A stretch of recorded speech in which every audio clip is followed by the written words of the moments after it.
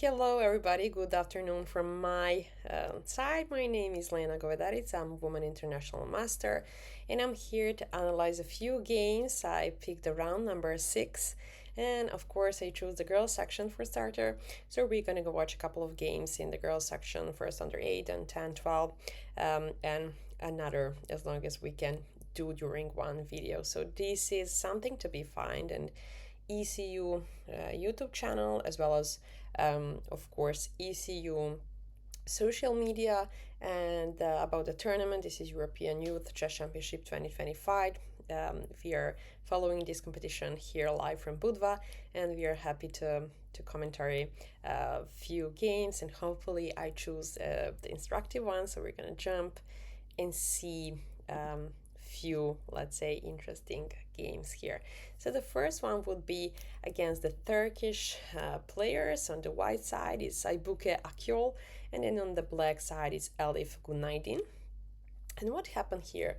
When we think of the girls under age chess, we probably think that they're just a little girls, 6, 7 years old, but they're playing amazing chess. And that's why I choose this d4 move, because behind d4, there is hiding some kind of strategical thinking, strategical maneuvering, and I was like, let's show them how the girls play under 8, this kind of strategically moves. d4, d5, c4, queen's gambit, e6, knight c3, knight f6, bishop to h5, well-known move, queen's gambit declined, modern variation. Very well known on the opening side by these girls. Bishop to e7, e3, h6 played, bishop to h4, knight c6. I'm not going to talk deep into the opening section, because I think that when you are younger, you should play something to survive opening, but you need to understand what's the logic behind every single move, both in the opening, mid game, or end game. So that the thing what is important to understand the move behind. A3 move, castle, c takes d5, very interesting. Now we have a couple of options to take it with a knight, to take it with a pawn, so you need to understand both of those options. If you take with a knight, then it's going to be bishop to e7 trade, queen takes to e7, then knight takes on d5, probably e takes on d5, then rook c1, and then development on the king side. Pieces, castle, and this is pretty peaceful position. So when we go back just a little bit and take as it is, e takes d5, then we have bishop d3, a normal move. I cannot say much about this. Bishop to e6, knight to e2, and then a6, castle, queen d7, and king h1. For me, this is a very interesting move, because this is of course not the best move in this position. This is really complex position for girls under the 8 chess, and I'm really proud of the players here, because they actually find a playing behind. What is the, let's say, most complicated thing in chess for kids, by my experience, is to survive the thing. Once we develop pieces, what are we going to do next in the position? What to do next? What should I do, Okay, I developed minor pieces. I also, on the both sides, I also connected my major pieces, also on the both sides. So everything is working properly. Our kings are safe. But what should we do next? The most popular question when youngsters are around.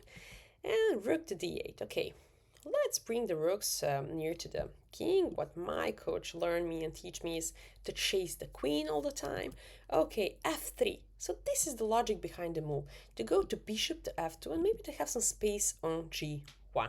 This is very interesting for me. That's why maybe king h1, I'm always trying to get into their hands to understand every single move. But the whole plan was pretty cute. Rook to e8, bishop to f2, very mature. Then bishop to d6. Maybe this is a mistake. Why? Because now we have 4 at the first sight, very good. Pieces, centralized, everything like in the book. But there is one problem, because what is preparing central attack through e4, and then through e5 and through d5? What we need to know is that opponent actually have a D file, even though we think that the D file is closed at this particular moment. We will see how we need to proceed in order to, to prevent the weakness of d3 bishop, so we can win the game already, or at least so we can win a piece. Very nice. And then e4. This is something what youngsters usually play. They're impatient, they just want to run around, they just want to have fun, not a lot to, sit and think during the board. And what is the best move here, actually? It's to prepare e4. And this is something what makes white way better in this position, like patiently waiting for e4, while black doesn't have a lot of a smart move anymore. For example, if there is something like just playing for fun, like b5 or something, whatever, we just need to prepare the move. We here at this particular moment we can stop this, and if let's say black just wait, we play rook a to d1. We defend this bishop, and I will reveal why this rook d1 is really important, and queen c2. So if we go back a little bit and stay impatient and play e4, what actually was in the game by Aibuki Akyol. She couldn't wait and she couldn't resist, and that's probably why she lost the game, unfortunately.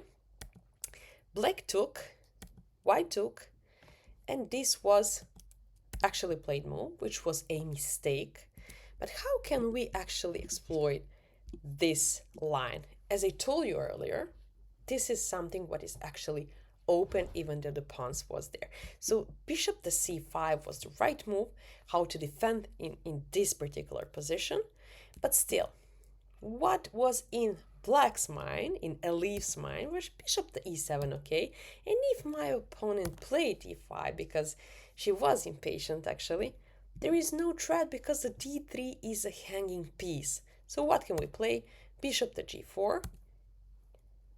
We took a piece, but opponent took it back, queen d3, exclamation point, okay, no need for now because this is the only one actually. After capturing take, rook d3, and when another very, let's say, very fast move was like impatient move, bring black to actually a better position. And then black's idea here was to defend, of course, promotion of pawn, and we can just go a little bit more because the core point was at this moment, so at the patience of this situation when we need to play strategic chess, just to be patient and to completely control the central spots, and then to prepare and then to push on e4, which was really, really instructive to me to be shown. What happened, just a little bit faster for this particular moment of the game, rook a2, a huge blunder. Why? Because rook took, knight took, and then we have knight to e4. What was this? A deflection of the, first of all, pawn. So it was, let's say, a free pawn, and now it was kind of easy or easier for black to convert in this game. Knight to c3 played, knight c3, bishop c3, then rook to b5. Now there is a bishop pair right here, so very, very nicely played in the end by black. Bishop to e7, okay, not a big deal. Knight to f2, and then bishop to f5. Gave a little bit chance to white because of the king h1. But still, black is better. There is a bishop pair, there is a pawn up actually, and this is like the last move we will actually watch in this game. This is a g4. I think that white was in a kind of a rush today, and whatever she has to attack, she did it actually in the game. Rook f3, and black really exploit this injury situation. Then bishop to g7 came, and the rook a3, and we think that we are not going to go further for this game because it's like 3 pawn up in this particular game. I don't even count the double pawns, and in this kind of open situation and open positions, bishop is much better than actually knight and bishop plus few pawns. I think this was pretty easy job for good knighting. So congratulations for this little under 8 girl. We're just gonna touch on the table a little bit. So this was after the round 6. Arslan Blige Bilge is the leader, Stella is right behind, and we have Kala Frida, and here is Gunaydin Elif with this win yesterday, very nice. We can see a lot of Turkish player. Need to say that Turkish chess federation is really strong, and they always brought a lot of chess players here at the tournament, so good luck to all players. We watch just a duel from Turkey, a girls under 8, and we will take a look at one more game, under 10, against Ripintseva Oksana, and then the Romanian player Constantin Ciuntu. So very nice game, Fana Sofia against Oksana. We will take a look just to go back from the beginning. And in this particular moment, what we need to watch and to go back a little bit is that after 6 move, Rybintseva Oksana is the leader. So we're going to take a look how. So I just revealed the moment that Oksana won this game, but let's see how. Now I choose actually e4 move to look a little bit more sharpy than d4. Why? Because I know that Oksana is playing such a sharp chess. She always looks for sacrifice. She always look how to actually win the game in a very nice Mikhail Tal moment. So I love her games. This is games and girls section under 10. And this is Ru Lopez opening. On the other side, Morphy defense. Very known, yeah. Especially when you're younger, you kind of play more e4 than d4 just because of it's easier to understand how to attack than how to strategically thinking, which is pretty normal for kids. We have this variation, d4 is pretty equal so far. We will take a look at this, and this is the first mistakes actually. Bishop to c2. What is the main line here is, and the main move after this kind of, let's say that I'm call this just to give you a tempo, to give you a free move, to give you, a time to play instead of playing something like c5, which is close to equal, to take that tempo, to move that queen around from the centralizing position. We play just h6, and we are losing now a moment of fight in this kind of sharpy situation. And now the f4 was one and only perfect move. Why? f4, then c5 will come right now, right here, and then f4, c5, and then we have queen d2, let's say, just to move around, and let's say we're gonna go knight c6 back. What is the differentiation? The e5 is coming, but kind of we lost this one tempo. What is the problem of the white pieces here is because we forgot to develop knight and bishop, and the queen, came back to close the bishop for a little while, but the idea of queen is to move eventually and to continue development. So e5 should be the main move here, d takes e5, f takes e5, knight takes e5, and what is the main move is to move the queen from the bishop line so we can develop every single piece, so we can continue with our attack, what is actually Oksana's Rybintseva idea. I'm sure, because I know that she loves how to play very, very sharp chess. Her idea was actually to go with h6, bishop c2 first. I'm not sure why not at the moment f4. What is let's say luck is that opponent never had an idea to play c5, so the queen stays centralized. The move was actually castle, and then Oksana played f4, and here is c5, queen to d1, knight to c6. So this is a kind of little mistake. Why? Because if we go back earlier, we can see, if we can analyze this position, if we know this position, that maybe this knight will be better here around the king, because these bishops are pretty very dangerous, and you will see why. And this, when we play f5 and put more, the knight goes back to e5, and then we kind of have a blockers here. And when we go this way and play knight c6, Oksana chose h3. Okay, maybe to develop was a bit better, but h3 is fine. Queen to e7, we will come to a decisive moment soon. Rook e1, rook to e8, bishop to d2. For me, it's a little bit weird move, because what I would play here is actually bishop to e3, what I think that she might be afraid of, but I'm not so sure, is knight to e4 after bishop e4, queen e4. We just play one interesting move and win the game. It's bishop d2. Why? Because black pieces are not connected properly. We have nothing to be afraid. Maybe she was afraid of that one, but okay, bishop d2, bishop e7, a4. She's trying to look for a chance. Still, it's equal. Now we can see the engine bar on the left, but Oksana is trying to find a way to, to crush the position with some attacking move, which I really adore. And now she pushed opponent. She just actually scared her, and the opponent didn't know what to do, Anna Sofia, and she played pretty passive. Instead of playing, let's say, knight to d7, she played knight to g7, which is a mistake, and we will see why very quickly. Queen g4, it's very natural move. That is the main point of queen, is to get into the attack zone, because without queen we cannot attack much.